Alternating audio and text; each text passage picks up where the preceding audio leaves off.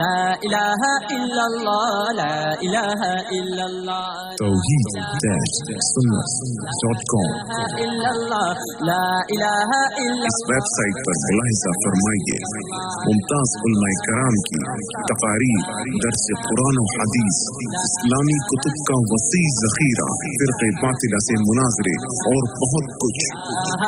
الا اللہ لا الہ الا اللہ۔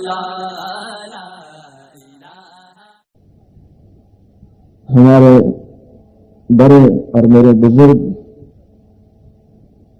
حضرت مولانا یوسف صاحب دامت برکاتہم علینا، ہمارے حضرت مولانا ساجد صاحب، حضرت مولانا نذیر صاحب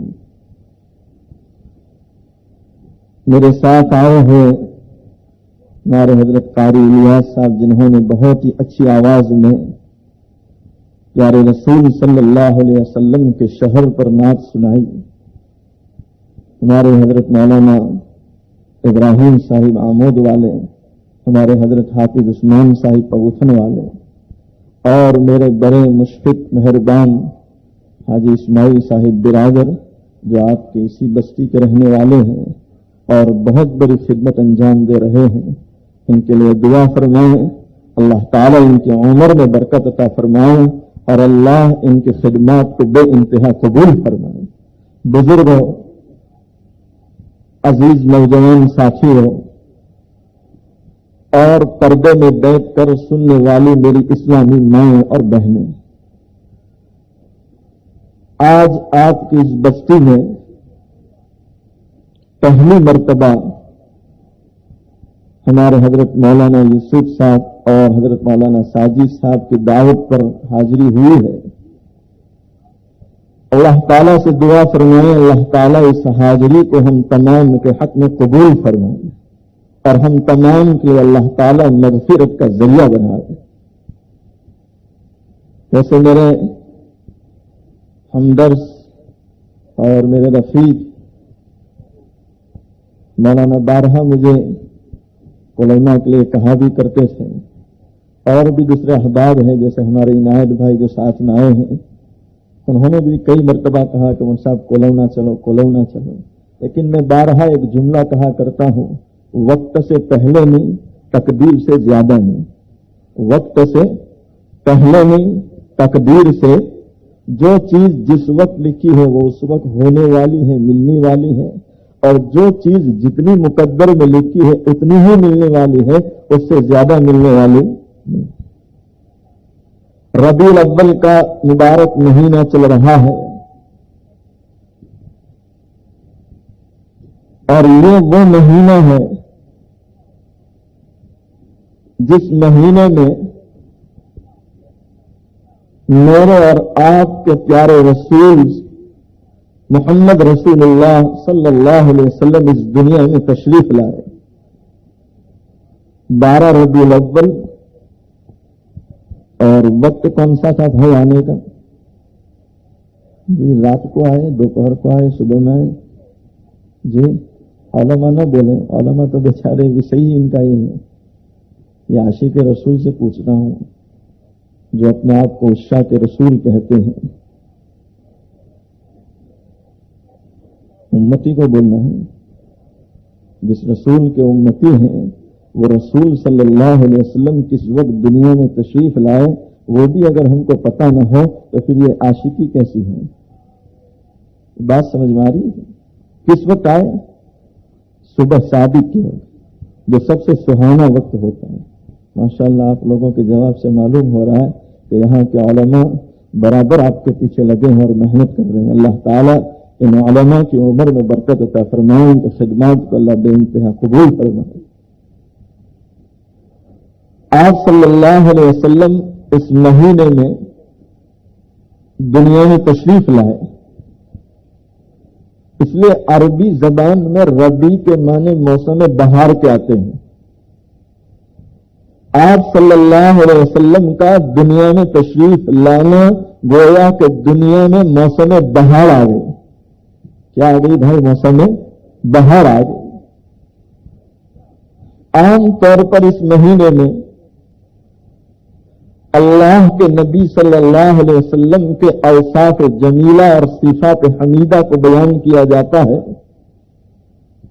آج ارادہ ہوا کہ آپ صلی اللہ علیہ وسلم کے دو نام محمد اور احمد، محمد اور احمد، اسی پر کچھ باتیں بیان کی جائیں. میرے اور آپ کے پیارے رسول صلی اللہ علیہ وسلم اس دنیا میں تشریف لائے تو آپ کا نام آسمانوں میں احمد تھا. کیا نام تھا بھائی؟ احمد تھا. جس وقت بی بی آمنہ کی گود سے سرکار دو عالم صلی اللہ علیہ وسلم کی ولادت ہوئی تو 7ویں روز آپ کے دادا عبد المطلب نے عقیقہ کیا اور آپ کا نام محمد رکھا صلی اللہ علیہ وسلم. اس سے معلوم ہوتا ہے کہ بچے کی ولادت ہو تو ولادت کے 7ویں روز عقیقہ کرنا سنت ہے اور 7ویں روز اس کا نام بھی رکھا جائے. ہمارے یہاں بچہ پیدا بھی نہیں ہوتا، اس سے پہلے ماں باپ مشورہ کر لیتے ہیں کہ نام رکھو. اور اب تو اللہ ہمیں معاف کرے، ہم جو نام رکھتے ہیں ایسے نام بالکل محمل بے معنی نام رکھتے ہیں. روگ لگا ہے مسلمانوں کو، اب نئے نام رکھنے کا روگ اور بیماری لگی ہے. ایک زمانہ ہمارے بڑے بوڑھوں کا یہ تھا کہ پورے گجرات میں آپ کسی بھی خطے میں جائیں تو وہاں بچوں کے اور بڑوں کے نام وہ ہوتے تھے جو انبیاء علیہ السلام کے ہوا کرتے تھے. آج بھی جو بڑی عمر کے لوگ ہیں آپ ان کو پوچھے تو کوئی موسیٰ بھائی ہوں گے، کوئی ابراہیم بھائی ہوں گے، کوئی آدم بھائی، کوئی داؤد بھائی، کوئی ادریس بھائی، یہی نام ملتے ہیں. لیکن اب جو نئی نسل آ رہی ہے آپ ان کے نام پوچھو تو سوچنا پڑتا ہے کہ یہ مسلمان کا ہوگا یا کسی اور کا ہوگا. تو بھائی نام اچھے رکھیں، بامعنی رکھیں، اس لیے کہ ناموں کے زندگی پر اثرات ہوتے ہیں. اس لیے آج میں آپ سے یہ بھی اپیل کروں گا کہ اپنی اولاد کے نام انبیاء کے ناموں پر یا صحابہ یا صحابیات کے نام پر رکھا کریں. اس سے ان ناموں کی برکت بھی ملے گی اور وہ صحابی یا نبی کی جو برکتیں ہیں، نورانیت ہیں، وہ بھی تمہاری اولاد میں آئے گی. دادا عبد المطلب نے 7 روز عقیقہ کیا اور عقیقہ اتنا بڑا کیا کہ قریش کے جتنے لوگ تھے، قریش کے جتنے لوگ تھے تمام کو دعوت دی. علماء لکھتے ہیں سرکار دو عالم صلی اللہ علیہ وسلم کے پیدا ہونے کے بعد آپ کے دادا نے 7 روز عقیقہ کیا اور اتنا بڑا عقیقہ کیا کہ قریش کے جتنے لوگ تھے تمام کو دعوت دیے. تمام قریش آئے. قریش جب دعوت میں آتے ہیں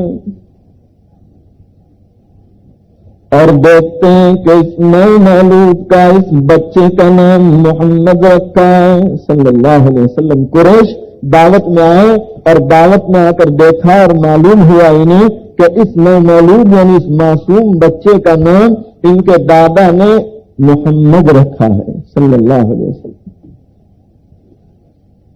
علماء لکھتے ہیں قریش فوراً سوال کرتے ہیں عبد المطلب، آج تک تمہاری قوم میں کسی نے بھی نام رکھا نہیں ہے، تم نے یہ نام کیوں رکھا؟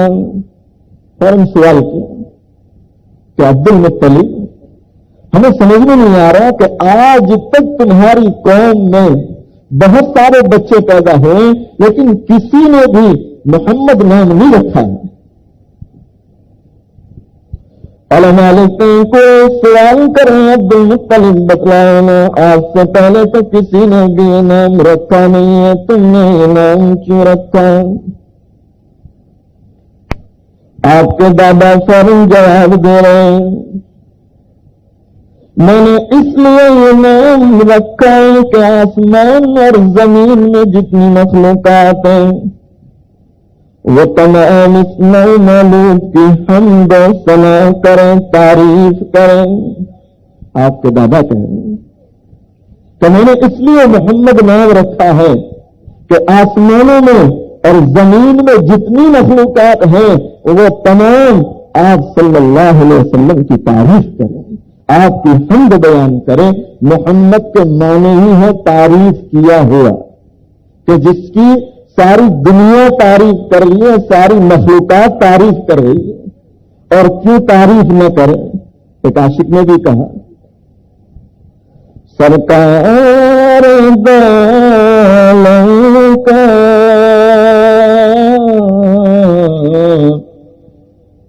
ہر مثالی،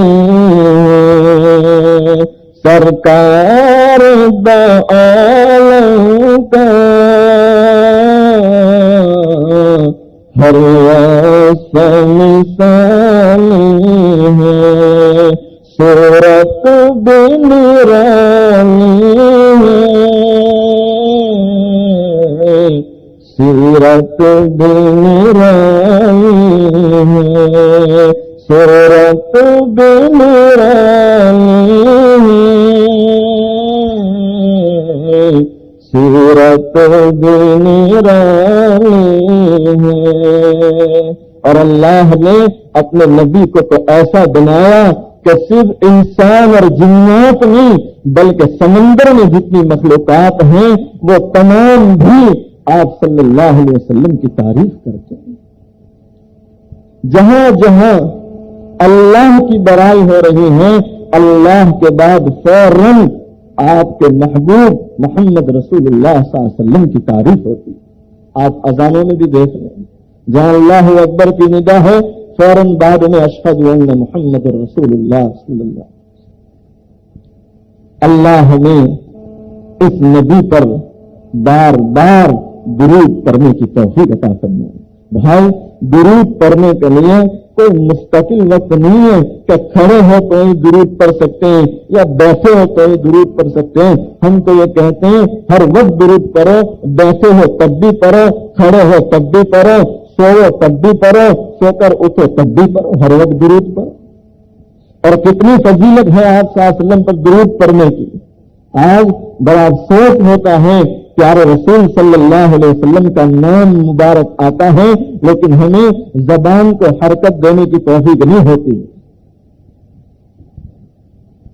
اور یہ بھی یاد رکھیں میرے استاد محترم حضرت مولانا انور صاحب قاری دامت برکات علیہ بارہا یہ فرمایا کرتے تھے کہ مول صاحب اعمال کی جزا اور بدلہ یہ تو اللہ نے فرشتوں کے حوالے کر دیا لیکن توفیق اللہ نے اپنے قبضے میں رکھی ہے۔ جس کو چاہتا ہے دیتا ہے اور جس کو نہیں چاہتا ہے رب کی برابر بھی نہیں دیتا، چاہے نبی کی اولاد ہو یا نبی کا چچا ہو۔ نہیں چاہتا ہے نہیں دیتا ہے اور چاہتا ہے نواز دیتا ہے، اس کی شان ہے۔ توفیق اللہ نے اپنے قبضے میں رکھی ہے۔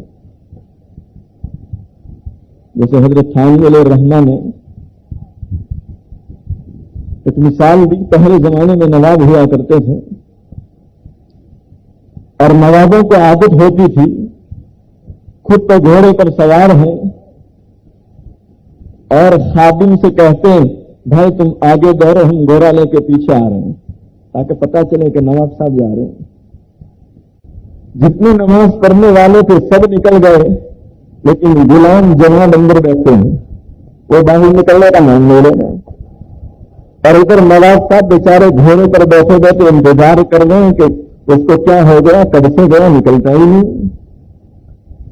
حضرت تھانوی علیہ الرحمہ لکھتے ہیں یہ اللہ کی عبادت کا صدقہ اور اللہ کی یاد کی برکت ہے کہ جو نواب تھا وہ گھوڑے پر انتظار میں غلام بن کے بیٹھا ہے اور جو غلام تھا اللہ کی یاد میں نواب بن کے بیٹھا ہے۔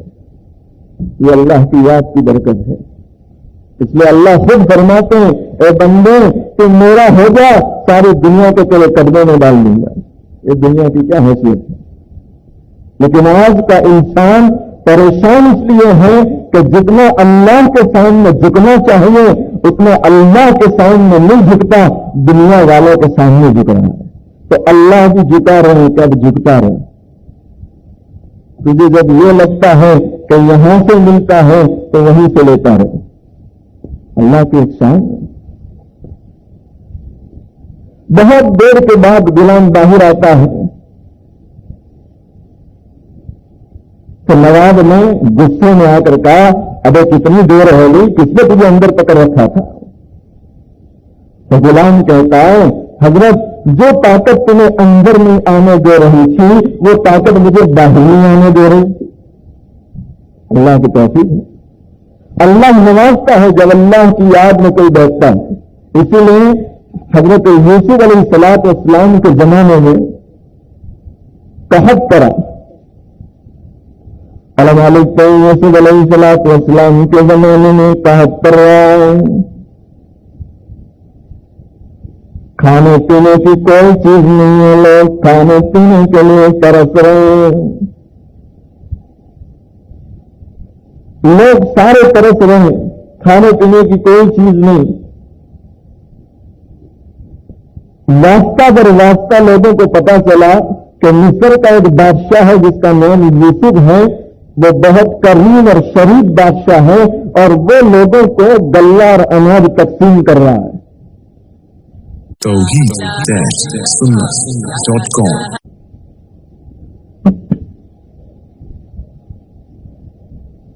سارے لوگ دور دور سے مصر جا رہے ہیں.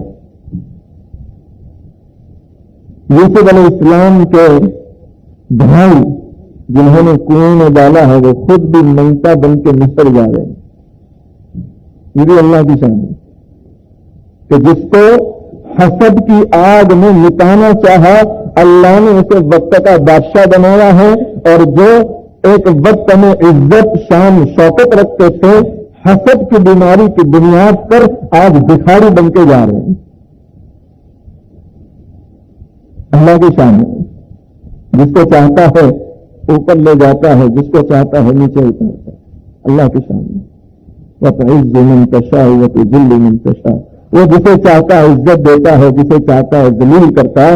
اس لیے میں نے میرے پیر حضرت پیر ذوالفقار نقش بندی دامت برکات مولانا کو 12 دعاؤں میں دیکھا.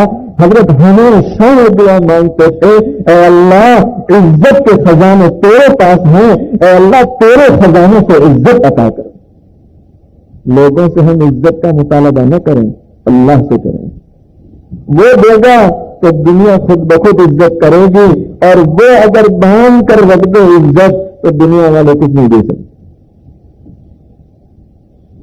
حضرت 12 دعا مانگتے تھے اے اللہ عزت کے خزانے تیرے پاس ہیں, اپنے خزانے سے عزت عطا کر, اور عزت ملنے کے بعد ذلتی اور رسوائی سے حفاظت کر. بڑی جامع دعا ہے, اللہ نے اسے مانگنے کی توفیق عطا کر دی. علماء لکھتے ہیں دور دور سے لوگ یوسف علیہ السلام کے پاس جا رہے ہیں. یوسف علیہ السلام مصر کے بادشاہ سب کو غلہ تقسیم کر رہے ہیں, اناج دے رہے ہیں.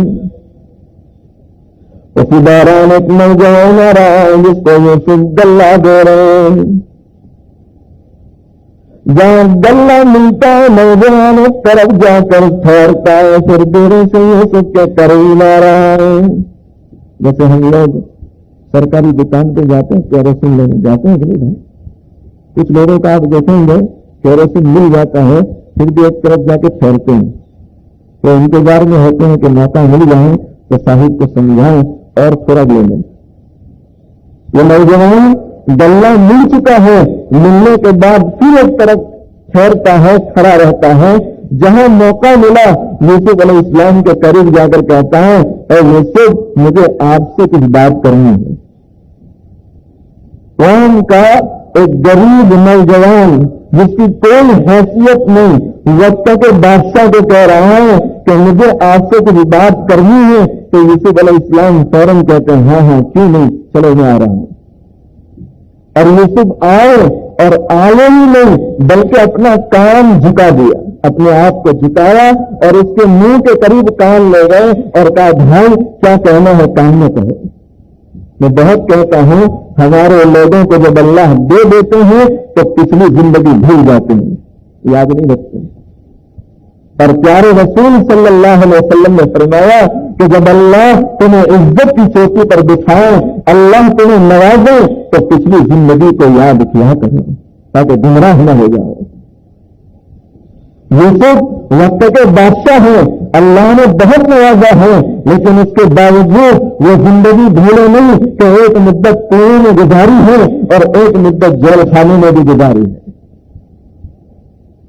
آج ہمارے یہاں اللہ کسی کو کرسی دے دیتا ہے تو غریب کی سنتے نہیں ہیں، جھک لگانے پڑتے ہیں۔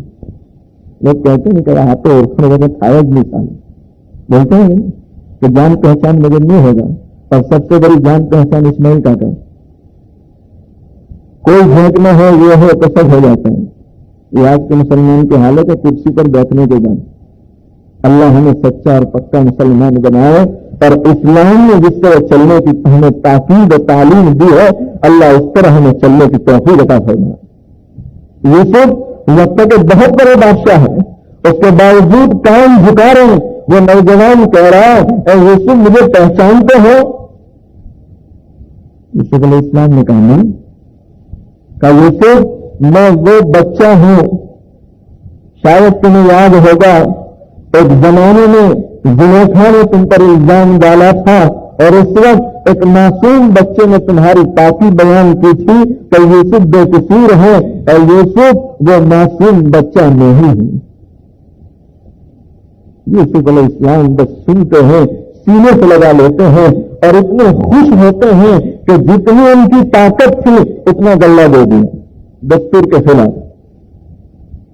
جہاں گلہ دیا اللہ کی طرف سے وہی آ رہی ہے، اللہ تو سب کو دیکھ رہا ہے، اور اللہ کو معلوم نہیں تھا کہ اتنی زیادہ دیا، لیکن اللہ اپنی شان رحمت اور شان کریمی لوگوں میں واضح کرنا چاہتا تھا، تو اللہ خود سوال کر رہے ہیں اے یوسف اس نوجوان نے تیرے کان میں کیا کہہ دیا تو تو نے دستور کے خلاف اتنا سارا گلہ دے دیا؟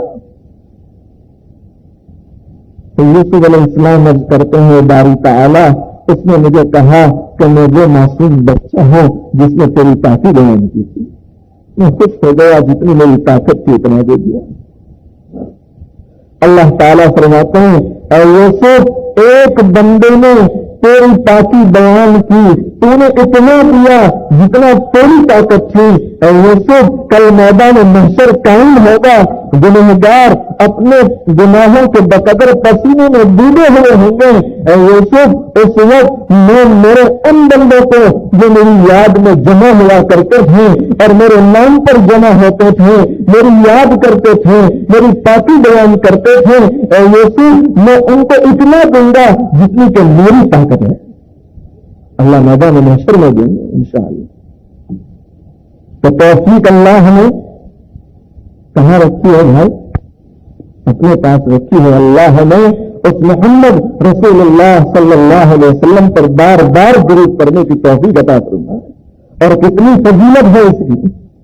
اللہ کے محبوب خود فرماتے ہیں، سرکار دو عالم صلی اللہ علیہ وسلم فرماتے ہیں من صلی علیہ صلاة واحدة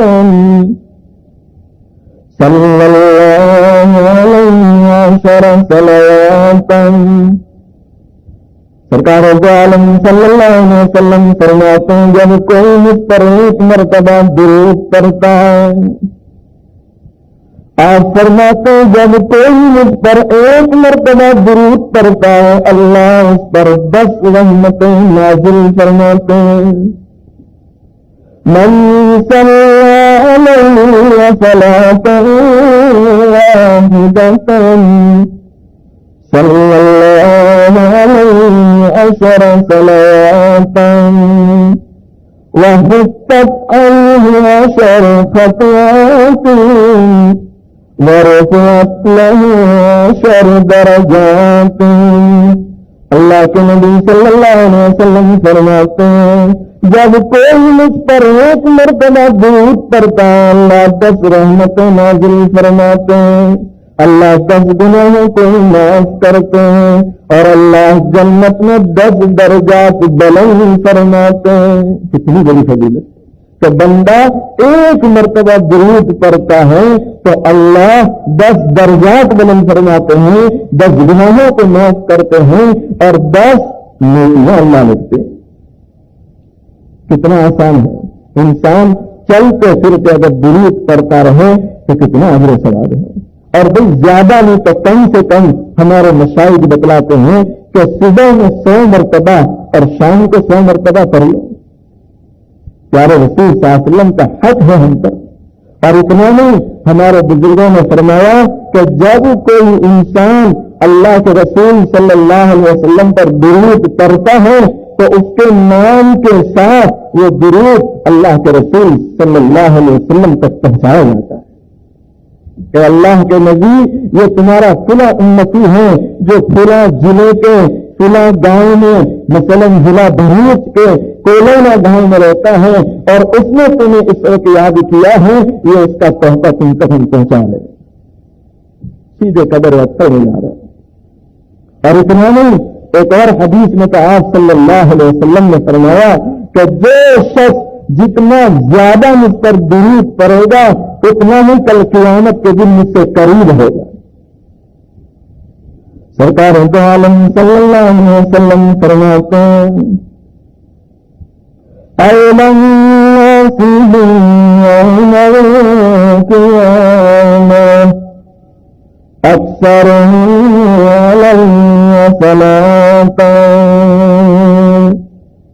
آپ صلی اللہ علیہ وسلم فرماتے ہیں کل قیامت کے لیے سب سے زیادہ قریب مجھ سے وہ انسان ہوگا وہ سب سے زیادہ مجھ پر درود پڑھتا ہوگا. جو سب سے زیادہ مجھ پر درود پڑھتا ہوگا آپ فرماتے ہیں کل قیامت کے دن وہ سب سے زیادہ مجھ سے قریب ہوگا. اور علماء کو لکھتے ہیں کہ جب کوئی شخص اللہ کے رسول صلی اللہ علیہ وسلم کی قبر پر جاتا ہے، مدینہ منورہ میں پہنچتا ہے، اللہ مجھے اور آپ کو بار بار مدینہ المنورہ کی زیارت نصیب فرمائے. بڑی بابرکت اور نورانی جگہ ہے. یہ وہ جگہ ہے جہاں پیارے رسول صلی اللہ علیہ وسلم آرام فرماتے ہیں. ایک بچے کا وہ واقعہ مجھے یاد آ رہا ہے. ایک معصوم عرب کا بچہ ہے لیکن اللہ کے محبوب صلی اللہ علیہ وسلم سے کتنی محبت ہے. یہ اس زمانے کی بات کرتا ہوں جب اہل عرب حالات میں تھے، اللہ نے فتوحات کے دروازے کھولے نہیں تھے، ابھی ان کی مٹی سونے سے بدلی نہیں گئی تھی. یہ حال تھا عرب کے معصوم بچوں کا کہ عجم سے حجاج کرام وہاں جاتے تھے، وہ گوشت کھا کر ہڈیاں چوس کر ڈالتے تھے. عرب کے معصوم بچے دوڑ کر آتے تھے، ان ہڈیوں کو اٹھاتے تھے اور اسی کو چوس کر اپنا پیٹ پالتے تھے. یہ حالات عربستان کے تھے. اور اتنا ہی نہیں، حاجی پھل کھاتے ہیں اور چھلکے نکال کر ڈالتے ہیں. یہ معصوم بچے ان چھلکوں کو اٹھاتے ہیں اور اسی کو چبا کر اپنا پیٹ پالتے ہیں. پاکستان کے ایک بہت بڑے اللہ کے ولی فرماتے ہیں ہم لوگ حج کے لیے گئے تو ہم نے گوشت کھا کر ہڈیوں کو پھینکا تو ایک عرب کا معصوم بچہ دوڑتے ہوئے آیا، اس نے اس ہڈیوں کو اٹھایا اور چوسنے لگا. ہمیں اس پر رحم آیا تو ہم نے اس بچے کو بلایا اور کہا بیٹا تم یہ ہڈیاں کیوں چوس رہے ہو؟ تو اس معصوم نے کہا کہ ہمارے گھر میں کھانے کی کوئی چیز نہیں ہے، ہڈیاں چوس کر پیٹ پال رہے ہیں. وہ اللہ کے ولی کہہ رہے ہیں کئی روز تک ہم نے اس معصوم بچے کو ہمارے ساتھ رکھا، کھلاتے پلاتے رہے، یہاں تک کہ مدینہ المنورہ چھوڑنے کا جب وقت آتا ہے تو ہم نے اس معصوم بچے کو کہا کہ بیٹا دیکھو یہاں تو فقر و فاقہ کی زندگی ہے، کھانے پینے کی کوئی چیز مل نہیں رہی تو آپ ایک کام کرو، پاکستان ہمارے ساتھ چلو، ہم تمہیں وہاں اچھے کپڑے پہنائیں گے، اچھا کھانا کھلائیں گے اور اچھی اسکول میں تعلیم دیں گے۔ بچہ تیار ہو گیا، ٹھیک ہے میں آ رہا ہوں پاکستان۔ معصوم بچہ کیا جانے، حضرت فرماتے ہیں اس وقت جب کہ مدینہ المنورہ چھوڑنے کی تیاری تھی، چھوڑنے سے پہلے وہ معصوم بچہ گنبد خضرا صلی اللہ علیہ وسلم کی طرف اشارہ کر رہا ہے اور اشارہ کر کے پوچھتا ہے، اے اللہ کے ولی، اے بزرگ، آپ جس شہر میں مجھے لے جانا چاہتے ہیں کیا اس شہر میں یہ گنبد خضرا موجود ہے؟ کون پوچھ رہا ہے؟ وہ معصوم بچہ جو ہڈیاں چوس کر اپنا پیٹ پال رہا تھا۔ وہ اللہ کے ولی کہہ رہے ہیں کہ وہ معصوم بچہ پوچھ رہا ہے کہ اے میرے بڑے، اے میرے بزرگ، جس شہر میں تم مجھے لے جانا چاہتے ہو کیا وہاں یہ محمد رسول اللہ صلی اللہ علیہ وسلم آرام فرماتے ہیں؟ اللہ کے ولی کہتے ہیں میری آنکھوں سے آنسو نکل گئے اور میں نے چیخ مار کر رونا شروع کیا اور میں نے کہا، اے معصوم، یہ محمد تو صرف اللہ نے تم مدینہ والوں کو دی ہیں، ورنہ دنیا کے کسی خطے میں، کسی حصے میں، کسی شہر میں یہ نعمت اللہ نے نہیں دی ہے۔ وہ معصوم بچہ روتے ہوئے کہہ رہا ہے، اے میرے بڑے، اگر یہی بات ہے کہ تم مجھے جس شہر میں لے جانا چاہتے ہو وہاں یہ شخص آرام نہیں کر رہے تو میں اس کو تو برداشت کر سکتا ہوں کہ ہڈیاں چوس کر پیٹ پالوں اور چھیل کے کھا کر اپنا پیٹ پالوں، لیکن میں اسے برداشت نہیں کر سکتا کہ اس محمد رسول اللہ کے شہر کو چھوڑ دوں، نہیں چھوڑ سکتا۔ یہ ہے محبت پیارے رسول صلی اللہ علیہ وسلم کی۔ آج اللہ مجھے اور آپ کو معاف کرے، ہم نام محمد لیتے ہیں اور نام محمد پر کئی لوگوں کے ہم ٹانگے کاٹ دیتے ہیں۔ صرف دعویٰ ہی دعویٰ ہے، صرف دعویٰ، بلکہ آج کے مسلمان کی حالت تو یہ ہے کہ صرف اسلامی نام رکھ لینے کو وہ کافی سمجھتا ہے، تو سمجھتا ہے نام اسلامی رکھ لے بس مسلمان ہو گئے، کام کیسے بھی کرتے رہو، دھندے کیسے بھی کرتے رہو۔ جیسے شاعر نے بھی کہا، نام تو محمد علی کانیا، نام تو محمد علی رکانیا، کیا یہی بس مسلمان کی پہچان ہے، کیا یہی بس مسلمان کی پہچان ہے، گرم قرآن کا تم بن کر دیا، گرم قرآن کا تم بن کر دیا، کیا یہی بس مسلمان کی پہچان ہے، کیا یہی بس مسلمان کی پہچان ہے۔ آج یہی ہے نا بھائی، ایک زمانہ یہ ہمارے سفید داڑھی والے بیٹھے، آپ ان سے پوچھیں، ایک دور زمانہ یہ تھا کہ مسلمان جب صبح کرتا تھا تو فجر کی نماز پڑھ کے پہلے سورہ یاسین پڑھتا تھا، اور جب تک سورہ یاسین کی تلاوت نہیں کرتا تھا نہ اپنے کھیت میں جاتا تھا نہ اپنی دکان پر جاتا تھا۔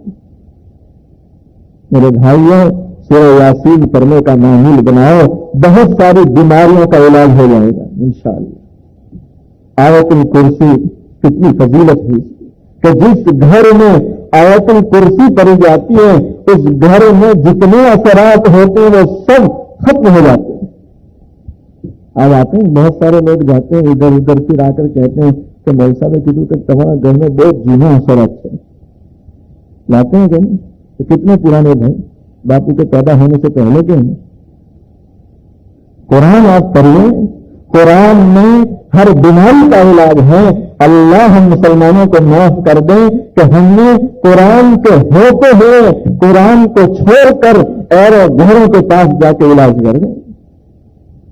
کئی لوگ ایسا، ہم نے تو یہاں تک سنا کئی مسلمان وہ ہیں جو بندیوں کے پاس اور بہنوں کے پاس جا کے علاج کروا دیں۔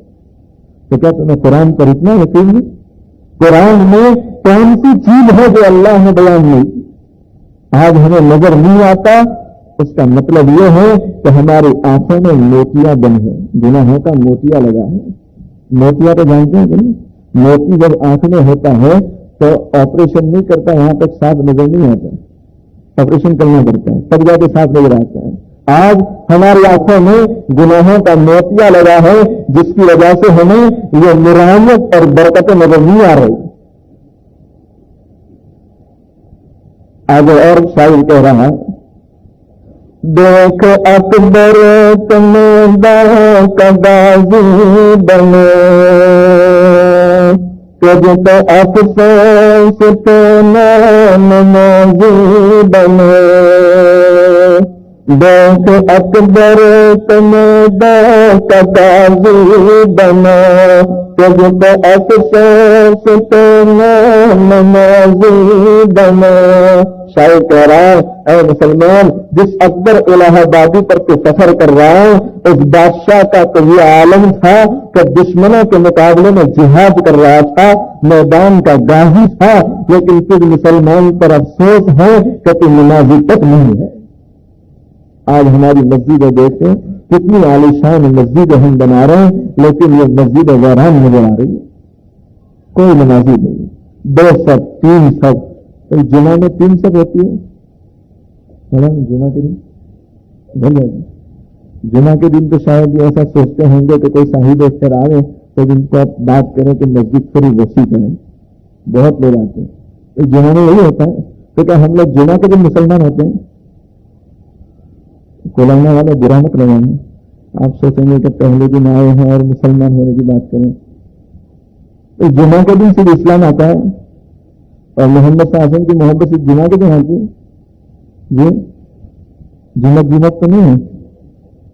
جیسے ہو کہ پنڈت سے مسلمان کا جھگڑا ہو گیا تو پنڈت صاحب کہہ رہے تھے تم کیسے مسلمان ہو, غسل ہی نہیں کرتے ہو. ہم تو روزانہ غسل کرتے ہیں, صبح ہوتے ہی پہلے ہم غسل کرتے ہیں, پھر بازار میں آتے ہیں. تو مسلمان نے کہا, پنڈت جی کیا بات ہے, تم روزانہ غسل کرتے ہو, ہم تو جمعت. بیچارے پنڈت سمجھے کہ جمعت کو اور بڑا کا نام ہے جو روزانہ نہیں بلکہ ہر گھنٹے پر ہے. جمعت کا مطلب جمعہ سے جمعہ. ہم لوگ جمعہ کے دن غسل کر کے مسلمان ہوتے اور مسجد میں آتے ہیں, اس کے بعد تو امام صاحب کو کہتے ہیں کہ مولانا آپ تمہاری ذمہ داری, جو آ جائے وہ غنیمت سمجھے, جو نہیں آتے ان کو دعا کرو. تو بھائی کیا نماز کی فرضیت صرف جمعہ کے لیے ہے؟ ارادہ کرو کہ انشاءاللہ آئندہ کل کی فجر سے موت کی شام تک کوئی نماز ہماری ایسی نہیں ہوگی جو بغیر تکبیر اللہ کے ہم پر. یہ نمازوں کا اہتمام کرو گے بھائی انشاءاللہ. یاد رکھیے, جس گاؤں اور بستی کی مسجد آباد ہوتی ہے, اس مسجد کی در و دیواریں اس بستی والوں کے لیے دعائیں فرماتی ہیں, اے اللہ اس بستی والوں نے ہم کو آباد کیا ہے, اے اللہ تو انہیں آباد کر دے.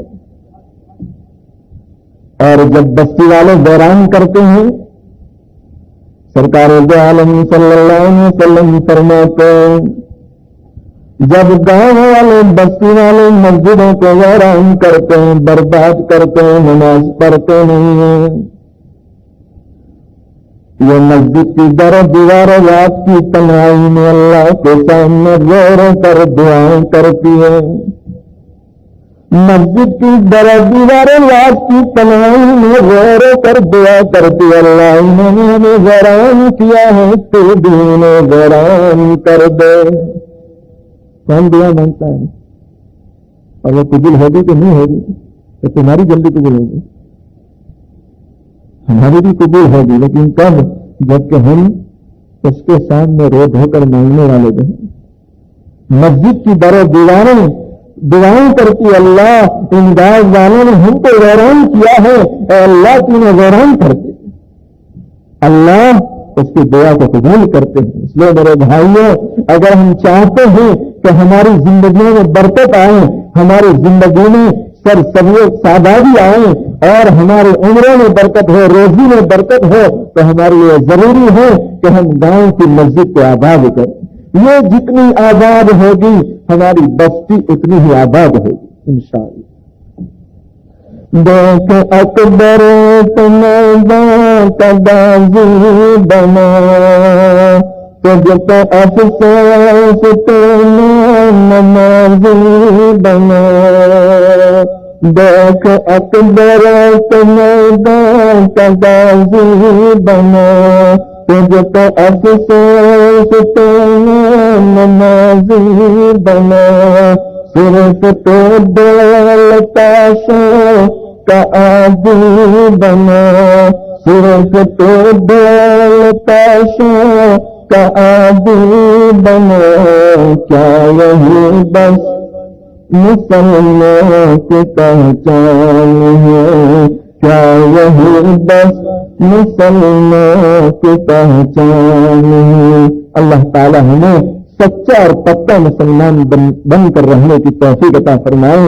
تو عرض یہ کر رہا تھا کہ جب کوئی شخص سرکار دو عالم صلی اللہ علیہ وسلم کی قبر پر جا کر سلام کرتا ہے تو اللہ کے رسول صلی اللہ علیہ وسلم اس کے سلام کو سنتے بھی ہیں اور جواب بھی دیتے ہیں، اور علماء لکھتے ہیں اس طرح سلام سنتے ہیں جیسے دو دوست آپس میں بات کرتے ہیں، اس طرح سنتے ہیں۔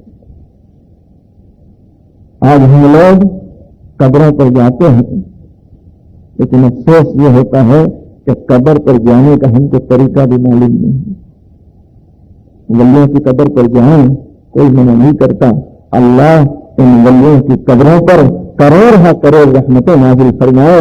ہمارے بزرگوں نے لکھا کہ جب کوئی گنہگار بندہ کسی اللہ کے ولی کی قبر پر جاتا ہے اور وہاں جا کر اللہ سے دعا مانگتا ہے، اے اللہ یہ تیرے برگزیدہ بندے ہیں، یہ تیرا نیک بندہ ہے، اے اللہ تو اس پر اپنی رحمتیں نازل فرما۔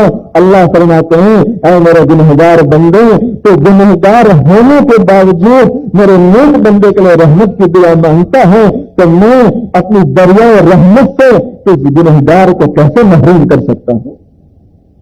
ولیوں کی قبر پر جائیں کوئی منع نہیں کرتا، لیکن جا کر ان کے صدقے میں ان کے وسیلے سے مانگنا ہے، وسیلے کا کوئی انکار نہیں کرتا، مانگیے آپ۔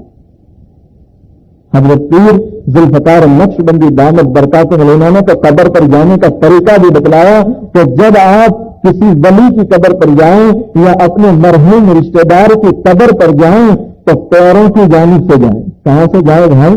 پیروں کی جانب سے، اور پیروں کی جانب سے جاتے ہوئے جہاں سینہ ہے اس کا، چھاتی ہے، وہاں آ کر کھڑے ہیں، سینے کے پاس آ کر وقت ہو تھوڑی دیر بیٹھ جائیں، وقت ہو تھوڑی دیر، ترتیب یاد رہے گی، پیروں کی جانب سے آنا ہے، سینے کے پاس کھڑا رہنا ہے، وقت ہو تھوڑی دیر بیٹھ جائیں۔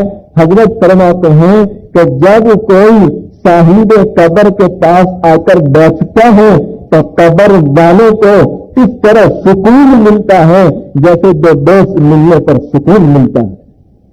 آج ہم لوگ قبروں پر جاتے ہیں لیکن ہم خود جانتے ہیں کہ ہم کہاں کھڑے رہتے ہیں، کوئی ادھر کھڑا رہتا ہے کوئی ادھر کھڑا، کوئی پتہ ہی نہیں ہے کہ کیسے قبر پر جانا ہے، اور جن کو پتہ ہے ان کو بدنام کیا جاتا ہے کہ یہ قبروں پر جانے نہیں دیتے، تو جانے نہ دیتے تو پھر ہم کو طریقہ کیسے معلوم ہوتا ہے؟ بات سمجھ میں آ رہی ہے؟ ہم تو طریقہ بھی بتلاتے ہیں اور ہم کو یہ کہتے ہیں کہ کسی بھی اللہ کے ولی کی قبر پر جاؤں تو اس قبر پر جا کر اللہ سے دعا مانگو، اے اللہ یہ تیرا نیک بندہ ہے، اس کو بھی تو تو نے ولایت دی ہے، ان کو بھی تو تو نے اپنا دوست بنایا ہے، اے اللہ میں بھی گنہگار ہوں، میں بھی چاہتا ہوں کہ تیرا دوست بنوں، اے اللہ اتنی ولایت مل، اتنی معرفت مل جتنی تو نے ان کو دی ہے، لیکن کم سے کم ان کا 10واں حصہ بھی اگر تو نے مجھ گنہگار کو دے دیا، اے اللہ میری دنیا اور آخرت بن جائے گی۔ یہ دعائیں مانگیے جا کر فرض یہ کر رہا تھا کہ جب کوئی بندہ کوئی امتی آپ کی قبر پر جا کر سلام کرتا ہے تو آپ اس کے سلام کو سنتے بھی ہیں اور جواب بھی دیتے ہیں۔ یہ بات اور ہے کہ ہم کو سنائی نہیں دیتا ہے۔ ایسے اولیاء کرام گزرے ہیں جو سرکار دو عالم صلی اللہ علیہ وسلم کی قبر پر گئے ہیں اور جب وہاں پہنچے ہیں اور سلام کیا ہے تو صرف آپ کی زیارت ہی نہیں بلکہ آپ کا ہاتھ مبارک باہر نکلا ہے اور دست مبارک کو بوسا بھی دیا ہے. ایسے ایسے اولیاء کرام گزرے. سید احمد رفاعی رحمۃ اللہ علیہ. اور یہ سب درود پڑھنے کی فضیلت ہے. کس کی فضیلت ہے؟ اللہ ہمیں معاف کر دے. آج ہم لوگ اس معاملے میں سست ہو چکے ہیں, عیبی ہو چکے ہیں. آج ہمیں درود پڑھنے کی باری آئے یا فلحال اس کے متعلق مشہور تھا کہ بہت عیبی تھا, سست بادشاہ تھا. اور جیسا بادشاہ عیبی تھا قوم بھی عیبی تھی. تو دستور رہا دنیا کا, جیسا بادشاہ ویسی قوم. دستور ہے تو جیسے ہارون رشید رحمۃ اللہ علیہ بہت بڑے اللہ کے ولی گزرے. ان کو ایک مرتبہ قوم نے کہا, ہارون یہ کیا تم نے لگا رکھا ہے؟ جب سواری لے کر نکلتے ہو گھوڑوں کی قطار لگ جاتی ہے, ہاتھیوں کی بھیڑ ہوتی ہے اور بڑی شان آن بان سے آپ جو ہے سواری لے کر نکلتے ہیں. یہ کوئی خلیفہ ہے؟ ارے خلیفہ تو عمر فاروق تھے کہ جن کے کپڑوں پر پیون لگے ہوئے رہتے تھے. قوم نے کہا, کس کو کہا؟ جیسے آج بھی لوگ کہتے ہیں کہ آپ رہتے ہیں مول صاحب رہے کہ ہمیں میری بولتی. کچھ لوگ یہ بھی بولتے ہیں, اللہ مجھے اور آپ کو معاف کر. اس وقت بھی لوگ بایزید بستانی کو تلاش کرتے ہیں کہ کاش کے شیخ عبد القادر جیلانی رحمۃ اللہ علیہ اور آئے اور امامت کرائے. تو کولونا والوں آپ کو بھی میں کہتا ہوں کہ اگر آپ بایزید بستانی کو تلاش کرتے ہیں تو تم بھی تو ان کے زمانے کے لوگوں کی طرح ہو جاؤ. ان کے زمانے کے لوگ بھی کیسے تھے؟ ان کا پیشاب پینے کے لیے تیار تھے. آج کو ہے امام صاحب کا تھوک نکلنے کے لیے تیار ہو. آج تو بیچارے مولانا کی صبح کب ہوتی ہے, شام کب ہوتی ہے, اور گھر میں کیا حالت ہے کسی کو کچھ پتہ نہیں. تو سمجھتے بس مول صاحب اپنا کام کر رہے ہوں, اپنا کام کریں. اللہ ہمیں علماء کی قدردانی کی توفیق عطا فرمائے. یاد رکھو, جو لوگ اپنے علماء اور اماموں کی قدر کرتے ہیں, ان کو عظمت کی نظر سے دیکھتے ہیں, اللہ ان کی عمروں میں برکت دے دیتے ہیں, اللہ ان کی روزیوں میں برکت دے دیتے ہیں. تو ہارون رشید رحمۃ اللہ علیہ اتنا بڑا اللہ کا ولی کیسے برداشت کریں؟ فوراً کہا, بھائیوں اگر تم یہ چاہتے ہو کہ میں عمر فاروق جیسا ہو جاؤں تو تم لوگ بھی تو عمر فاروق کے زمانے کے جو لوگ تھے ویسے ہو جاؤ. میں بھی ویسا ہو جاتا ہوں. یہ تو اللہ کی شان ہے, جس وقت جیسی ضرورت ہوتی ہے اور جیسے لوگ ہوتے ہیں ایسے دین کے کام کرنے والے اللہ پیدا فرماتے ہیں. بقدر ضرورت اللہ دنیا میں بھیجتے ہیں علماء کو, اور کام جو دین کا کام ہے وہ چلتا رہتا ہے. تو یہ دستور رہا, جیسی قوم ویسا بادشاہ, جیسا بادشاہ ویسی قوم. حضرت ثانی علیہ الرحمن نے لکھا کہ واجد شاہ کے زمانے میں دو عیدی تھے اور اتنے سست تھے کہ یہ دونوں نے مشورہ کیا کہ ہم دونوں کھیت میں جاتے ہیں. اب کھیت میں گئے تو بیری کا درخت تھا, اس پر بیر لگے ہوئے تھے. تو دونوں بیری کے درخت کے نیچے سو گئے اور دونوں نے منہ کھلا کر دیا, اور دونوں سو کے انتظار کرتے ہیں کہ خود بخود بیر گرے گا ہم کھائیں گے. اتنے سست تھے کہ ڈیلا اٹھانے کی بھی سستی آتی تھی کہ ڈیلا کون مارے, اس کو گرنا ہو تو خود گرے تو کھائیں گے. جیسے آج ہماری حالت ہے کہ کون نماز پڑھے, کون قرآن پڑھے, اللہ کو جنت میں بھیجنا ہوگا تو ویسے ہی بھیج دے گا. یہی حالت ہے نا ہماری. ہم کو بھی کہاں کچھ کرنا ہے. اب پورا دن دونوں نے سو کر نکالا تو دونوں آپس میں بات کر رہے کہ بھائی دونوں نے سو کر وقت نکال دیا تو کام کون کرے گا؟ ایک کام کرتے ہیں, ایک آدمی تو سوئے اور دوسرا کام کرے, وہ بیٹھا رہے گا, وہ دن بھر کام کرے. تو ایک سویا ہے, دوسرا بیٹھا ہے. اتفاق یہ ہوا کہ یہ سو گیا, منہ چوڑا کیا اور بیر کی طرف دیکھ کر کہتا ہے آجا آجا آجا. اتفاق یہ ہوا کہ ہوا تیز آئی اور بیر گرا, لیکن منہ میں نہیں گیا, سینے پر گیا, چھاتی پر آ کے رک گیا. اب وہ سویا ہے اطمینان سے, وہ اس کو کہتا ہے جو بیٹھا ہے, اے بیر میرے منہ میں ڈال دے. تو کہتی تھا ہاتھ ہلانا بھی نہیں چاہتا. جو بیٹھا تھا وہ غصے ہو گیا تو مجھے کہتا ہے کہ ہاتھوں میں طاقت نہیں ہے, خود اٹھا کے ڈال دے.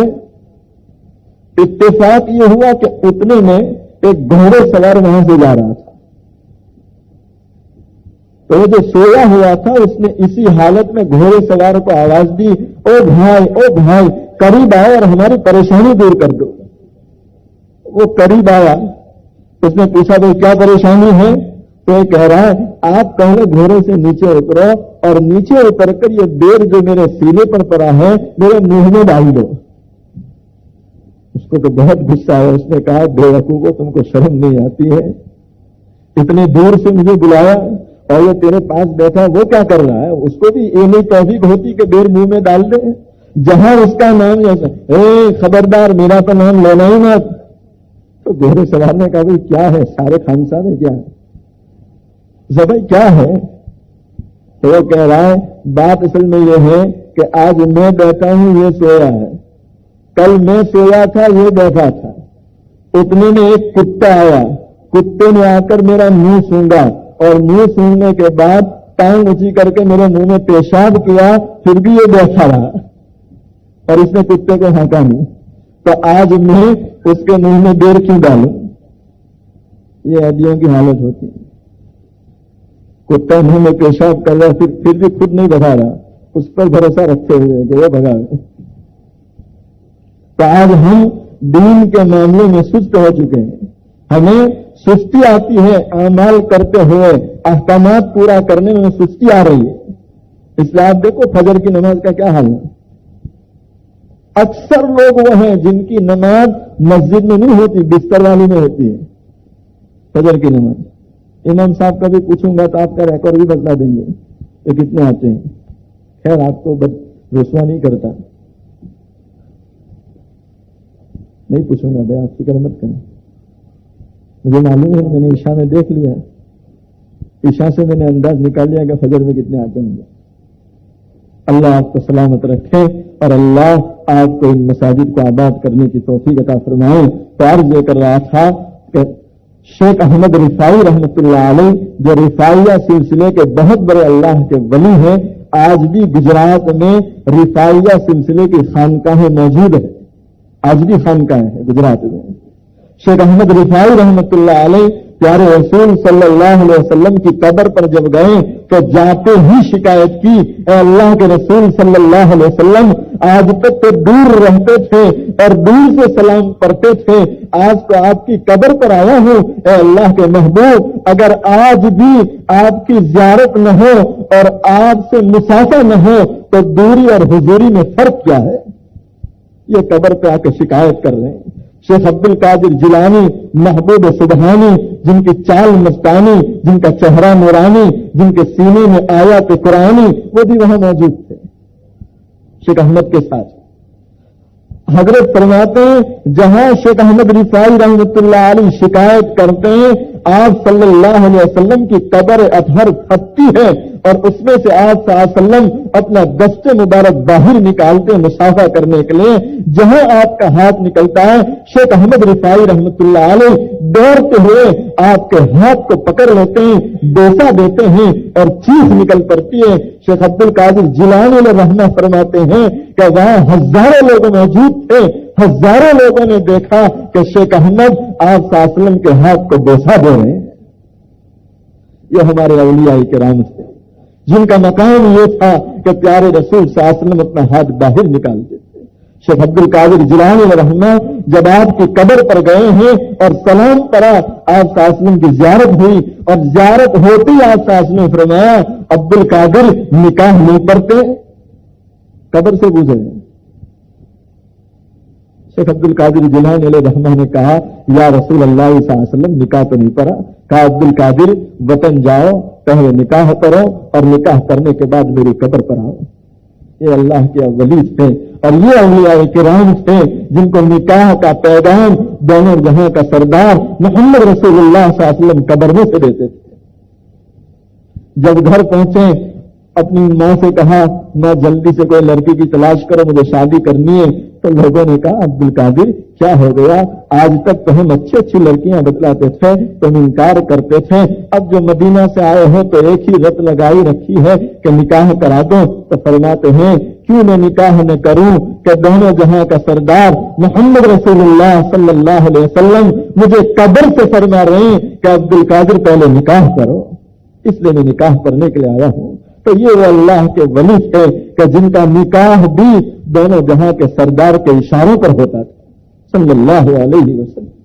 شیخ عبد القادر جیلانی رحمہ فرماتے ہیں جب میں اپنی خانقاہ میں پہنچا اور خانقاہ میں جا کر میں نے یہ واقعہ نقل کیا کہ شیخ احمد کے لیے اللہ کے محبوب نے ہاتھ نکالا صلی اللہ علیہ وسلم، تو ایک مرید نے کھڑے ہو کر سوال کیا کہ عبد القادر جیلانی جس وقت آپ شاسن نے ہاتھ نکالا اور شیخ احمد نے بوسہ دیا تو آپ کو بھی تو رشک آیا ہوگا، آپ کے دل میں بھی تو آیا ہوگا کہ کاش میرے لیے ہاتھ نکلے. شیخ عبد القادر جیلانی کوئی چھوٹے ولی نہیں ہے، اتنا اونچا مقام ہے آپ کا. آپ ایک جگہ پر فرماتے ہیں کہ سارے اولیاء کرام کی گردنوں پر میرا پیر ہے. شیخ عبد القادر جیلانی فرماتے ہیں سارے ولیوں کی گردنوں پر شیخ عبد القادر جیلانی رحمہ کا پیر ہے. آپ نے خود فرمایا اتنا اونچا مقام ہے.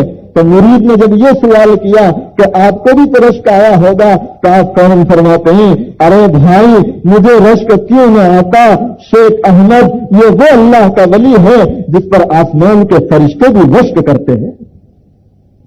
ایسے ایسے اولیاء کرام دنیا میں گزرے ہیں.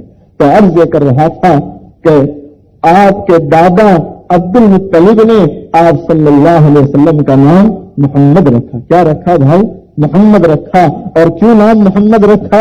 کہ اللہ سبحانہ و تعالی کی جتنی مخلوق آسمان میں ہے اور جتنی مخلوق زمین میں ہے وہ تمام اس نو مولود کی حمد و ثنا کریں.